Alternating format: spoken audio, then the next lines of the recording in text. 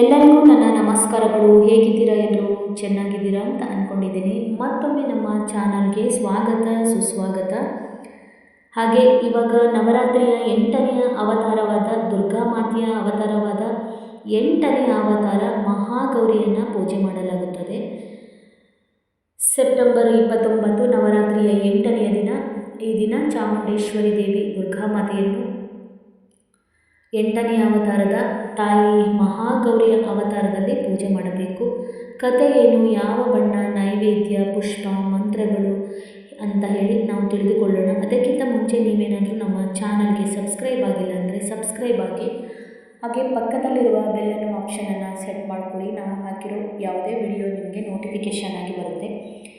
ಹಾಗೆ ತಾಯಿ ಮಹಾಗೌರಿಯ ಪೂಜೆ ಹೇಗೆ ಮಾಡೋದು ಅದನ್ನೆಲ್ಲ ತಿಳ್ಕೊಬೇಕು ಅಂದರೆ ಪೂರ್ತಿ ವಿಡಿಯೋ ನೋಡಿ ಅರ್ಥ ಆಗುತ್ತೆ. ತಾಯಿ ಮಹಾಗೌರಿಯನ್ನು ಪೂಜೆ ಮಾಡಲಾಗುತ್ತದೆ ಅಂತ ಇವಾಗಲೇ ಹೇಳಿದ್ದೀನಿ. ನಾವೇನಾದರೂ ಇಷ್ಟು ದಿನ ಪೂಜೆ ಮಾಡಿಲ್ಲ ಅಂದರೆ, ಮಾಡೋಕ್ಕಾಗಿಲ್ಲ ಅಂದರೆ ಮಹಾಗೌರಿಯ ಅವತಾರದ 8ನೆಯ ದಿನ ಮಾಡ್ಕೊಬೋದು. ಇಷ್ಟು ದಿವಸ ಕೆಲವೊಬ್ಬರಿಗೆ ಮಾಡೋಕ್ಕೆ ಆಗೋದಿಲ್ಲ. ಅಂಥ ಸಮಯದಲ್ಲಿ 8ನೇ ಅವತಾರವಾದ ಗೌರಿಯನ್ನು ಪೂಜೆ ಮಾಡ್ಕೋಬಹುದು. ನಮ್ಮ ಕನಸೇನಾದರೂ ಈಡೇರುತ್ತಿಲ್ಲ ಅಂದರೆ ಇವಳನ್ನು ಪೂಜೆ ಮಾಡಬಹುದು. ಬಣ್ಣ ಅಂತ ಬಂದಾಗ ಗುಲಾಬಿ ಬಣ್ಣ ಬಂದಿದೆ. ಗುಲಾಬಿ ಬಣ್ಣದ ಬಟ್ಟೆಯನ್ನು ಧರಿಸಿ ಅವಳಿಗೂ ಗುಲಾಬಿ ಬಣ್ಣದ ಬಟ್ಟೆಯನ್ನು ಅರ್ಪಿಸಿ ಪೂಜೆ ಮಾಡ್ಕೋಬಹುದು. ಹಾಗೆ ನವರಾತ್ರಿಯ 8ನೆಯ ದಿನ ದುರ್ಗಾಮಾತೆಯ ಮಹಾಗೌರಿ ಅವತಾರದಲ್ಲಿ ಪೂಜಿಸಬೇಕು. ಈ ದೇವಿಯು ಮಲ್ಲಿಗೆ ಹೂವಿನಂತೆ, ಶಂಖದಂತೆ, ಚಂದ್ರನಂತೆ ಬಿಳಿ ಬಣ್ಣದಲ್ಲಿರುತ್ತಾಳೆ. ಆಕೆ ಧರಿಸಿರುವ ಎಲ್ಲ ವಸ್ತುಗಳು ಹಾಲಿನಷ್ಟು ಬಿಳುಪಾಗಿರುತ್ತವೆ. ಅಷ್ಟೇ ಅಲ್ಲ, ಆಕೆಯ ಆಭರಣಗಳು ಬಿಳಿಯೇ ಆಗಿರುತ್ತದೆ. ಆಕೆಗೆ 4 ಭುಜಗಳು. ಇನ್ನು ಅವಳ ವಾಹನ ನಂದಿಯಾಗಿರುತ್ತೆ. ಆ ನಂದಿಯೂ ಕೂಡ ಬೆಳ್ಳಗೆ ಇರುತ್ತದೆ. ಮಹಾಗೌರಿಯು 4 ಕೈಗಳನ್ನು ಹೊಂದಿದ್ದು ನಂದಿಯ ಮೇಲೆ ಕುಳಿತು ಸಂಚಾರವನ್ನು ಮಾಡುತ್ತಾಳೆ. ತಾಯಿಯು ತನ್ನ ಬಲಗಡೆಯಲ್ಲಿನ ಮೇಲಿನ ಕೈ ಅಭಯ ಮುದ್ರೆಯನ್ನು ಹಿಡಿದುಕೊಂಡಿರುತ್ತಾಳೆ ಮತ್ತು ಕೆಳಗಿನ ಕೈಯಲ್ಲಿ ತ್ರಿಶೂಲವನ್ನು ಹಿಡಿದುಕೊಂಡಿರುತ್ತಾಳೆ.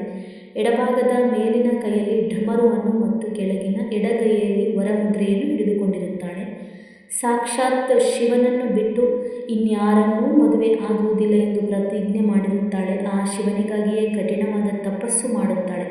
ಆ ತಪಸ್ಸಿನ ಕಾರಣಕ್ಕಾಗಿ ಆಕೆಯ ಮೈ ಬಣ್ಣ ಕಪ್ಪಗಿರುತ್ತದೆ. ಆದರೆ ತಪಸ್ಸಿಗೆ ಒಲಿದ ಶಿವನು ಆಕೆಯ ದೇಹವನ್ನು ಗಂಗೆಯ ಪವಿತ್ರ ಜಲದಿಂದ ತೊಳೆಯುತ್ತಾನೆ. ಆಗ ದೇಹ ಪ್ರಕಾಶಮಾನವಾಗಿ ಹೊಳೆಯುತ್ತಾ ಬೆಳ್ಳಗಾಗುತ್ತೆ.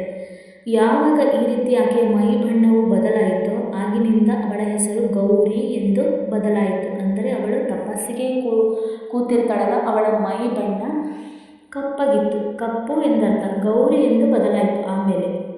ಹಾಗಾಗಿ ನವರಾತ್ರಿಯ 8ನೆಯ ದಿನದಂದು ಮಹಾಗೌರಿಯ ಆರಾಧನೆ ಮಾಡುವುದರಿಂದ ಸಕಲ ಪಾಪಗಳು ನಿವಾರಣೆಯಾಗುತ್ತದೆ. ಯಾರು ಆ ದೇವಿಯನ್ನು ಶ್ರದ್ಧೆ ಭಕ್ತಿಯಿಂದ ಆರಾಧನೆ ಮಾಡುತ್ತಾರೋ ಎಂದಿಗೂ ಕರಗದ ಪುಣ್ಯಕ್ಕೆ ಅಧಿಪತಿಗಳಾಗುತ್ತಾರೆ.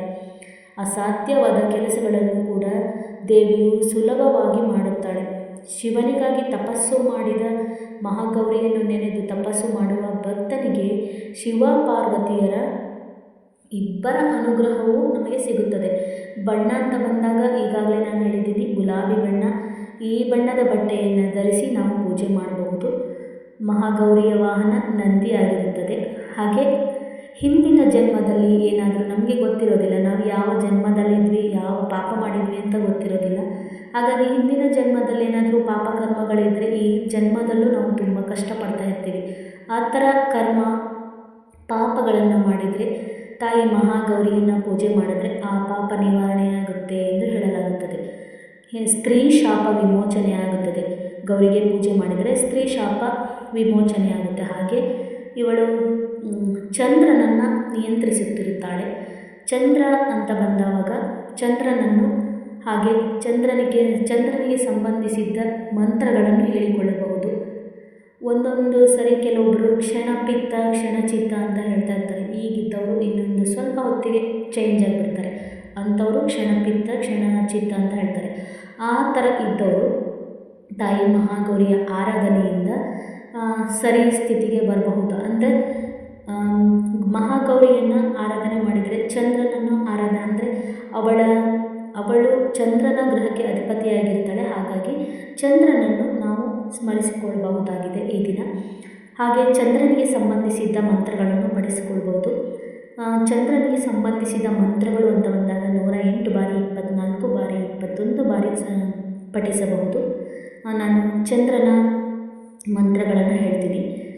ಓಂ ಸೋಮಾಯ ನಮಃ, ಓಂ ಸೋಮಾಯ ನಮಃ, ಓಂ ಸೋಮಾಯ ನಮಃ, ಓಂ ಸೋಮಾಯ ನಮಃ, ಓಂ ಸೋಮಾಯ ನಮಃ, ಓಂ ಸೋಮಾಯ ನಮಃ, ಓಂ ಸೋಮಾಯ ನಮಃ, ಓಂ ಸೋಮಾಯ ನಮಃ, ಓಂ ಸೋಮಾಯ ನಮಃ, ಓಂ ಸೋಮಾಯ ನಮಃ, ಓಂ ಸೋಮಾಯ ನಮಃ, ಓಂ ಸೋಮಾಯ ನಮಃ, ಓಂ ಸೋಮಾಯ ನಮಃ, ಓಂ ಸೋಮಾಯ ನಮಃ, ಓಂ ಸೋಮಾಯ ನಮಃ, ಓಂ ಸೋಮಾಯ ನಮಃ, ಓಂ ಸೋಮಾಯ ನಮಃ, ಓಂ ಸೋಮಾಯ ನಮಃ, ಓಂ ಸೋಮಾಯ ನಮಃ, ಓಂ ಸೋಮಾಯ ನಮಃ ಎಂದು 18 ಬಾರಿ, 24 ಬಾರಿ, 108 ಬಾರಿ ಈ ಮಂತ್ರವನ್ನು ಪಠಣೆ ಮಾಡಬಹುದು. ಈ ಚಂದ್ರನಿಗೆ ಸಂಬಂಧಿಸಿದ ಈ ಮಂತ್ರವನ್ನು ಈ ದಿವಸ ಅಂತ ಅಲ್ಲ, ಹುಣ್ಣಿಮೆಯ ದಿವಸವೂ ಕೂಡ ಪಠಿಸಬಹುದು. ಹುಣ್ಣಿಮೆಯ ದಿವಸ ಪಠಿಸಿದ್ರೂ ಚಂದ್ರನ ಅನುಗ್ರಹ ನಮಗೆ ಸಿಗುತ್ತದೆ. ಹಾಗಾಗಿ ಹುಣ್ಣಿಮೆಯ ದಿವಸವೂ ಕೂಡ ಪಠಣೆ ಮಾಡ್ಕೋಬೋದು. ಹಾಗೆ ಮಹಾಗೌರಿಯನ್ನು ಆರಾಧನೆ ಮಾಡಿದರೆ ಪತಿ ಪತ್ನಿ ಇಬ್ಬರ ನಡುವೆ ಮನಸ್ತಾಪ, ವೈಮನಸ್ಸು ಇದ್ದರೆ ಗೌರಿಯ ಪೂಜೆಯಿಂದ ಕುಟುಂಬದಲ್ಲಿ ನೆಮ್ಮದಿ, ಸಂಸಾರದಲ್ಲಿ ಭಿನ್ನಾಭಿಪ್ರಾಯಗಳು ದೂರವಾಗಿ ಸಂಸಾರ ಚೆನ್ನಾಗಿರ್ತದೆ ಎಂದು ಹೇಳಲಾಗುತ್ತದೆ. ಶಿವ ಪಾರ್ವತಿಯರಂತೆ ದಂಪತಿಗಳ ಜೀವನ ತುಂಬ ಚೆನ್ನಾಗಿರುತ್ತೆ. ಕಂಕಣ ಭಾಗ್ಯ ಇಲ್ಲದವರಿಗೆ ಕಂಕಣ ಫಲ ಸಿಗುತ್ತದೆ. ಮಹಾಗೌರಿ ತಾಯಿಯ ಪೂಜೆಯ ಮಹತ್ವ, ಮಹಾಗೌರಿ ದೇವಿಯ ಹಾಗೆ ಚಂದ್ರನಿಗೆ ಸಂಬಂಧಪಟ್ಟಿರುವಳಾಗಿರುತ್ತಾಳೆ. ಹಾಗೆ ಚಂದ್ರನ ಅನುಗ್ರಹವೂ ಸಿಗುತ್ತದೆ. ಎಲ್ಲ ಸಮಸ್ಯೆಗಳನ್ನು ನಿವಾರಣೆ ಮಾಡಿ ತನ್ನ ಭಕ್ತರನ್ನು ಸದಾ ರಕ್ಷಿಸುತ್ತಾಳೆ. ಇನ್ನೊಂದು ಪುರಾಣದ ಕಥೆಯ ಪ್ರಕಾರ ತಾಯಿ ಗೌರಿಯು ತಪಸ್ಸು ಮಾಡುವಾಗ ಅವಳು